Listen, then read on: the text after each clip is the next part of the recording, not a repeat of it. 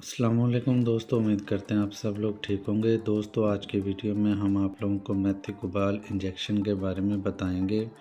تو دوستو میتھیکوبال انجیکشن کی کمپوزیشن کی بات کریں تو دوستو میکوبالامین اس کی کمپوزیشن ہے اور یہ ٹیبلٹ فارم انجیکشن فارم میں مارکیٹ میں اویلیبل ہے۔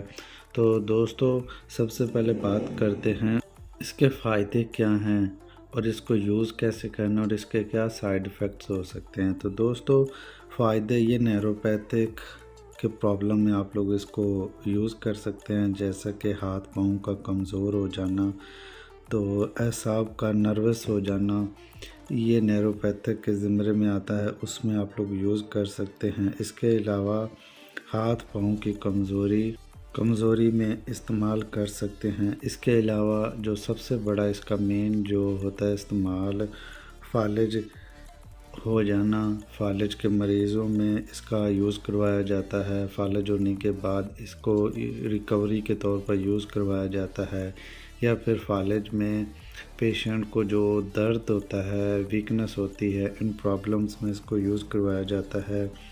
اس کے علاوہ دوستو شوگر کی وجہ سے جو لوگ کمزور ہو جاتے ہیں، یا پھر پٹھوں کے کمزور آگے سے ہو جانا، یا پٹھوں کا ہڈیوں کے بیچ میں دب جانا اور پھر پین ہونا، اس میں اس کو یوز کروایا جاتا ہے۔ اس کے علاوہ حاملہ خواتین میں اس کو یوز کروایا جاتا ہے، پریگننسی کے دوران آپ لوگ اس کو یوز کروا سکتے ہیں۔ اس کے علاوہ دوستو شوگر کی بیماری میں آنکھوں اور ہاتھوں کا کمزور ہونا، اس میں اس کو یوز کروایا جاتا ہے۔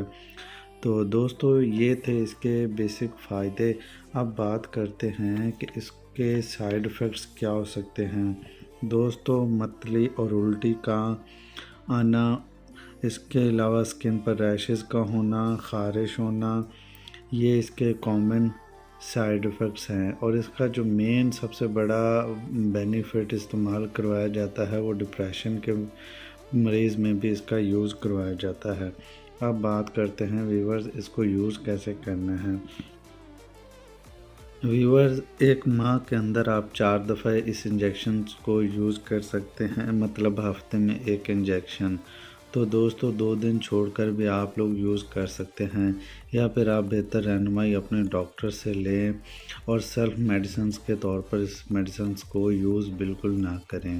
تو دوستو یہ تھا میتھیکوبال انجیکشن کا ریویو۔ امید کرتے ہیں آپ لوگوں کو ہماری آج کی ویڈیو انفارمیٹیو لگی ہوگی۔ ویڈیو انفارمیٹیو لگی ہو تو لائک ضرور کیجیے گا، چینل پر نئے تو چینل کو سبسکرائب ضرور کیجیے گا تاکہ میڈیکل سے ریلیٹڈ ویڈیوز آپ تک پہنچتی رہیں۔ اور کسی ویور نے کوئی کویسچن وغیرہ پوچھنا ہے تو ہمیں کامنٹ سیکشن میں پوچھ سکتے ہیں، ہم ضرور رپلائی دیں گے۔ ملتے ہیں کسی ایک نئے ویڈیو میں، تب تک کے لیے اجازت دیں۔ اللہ حافظ۔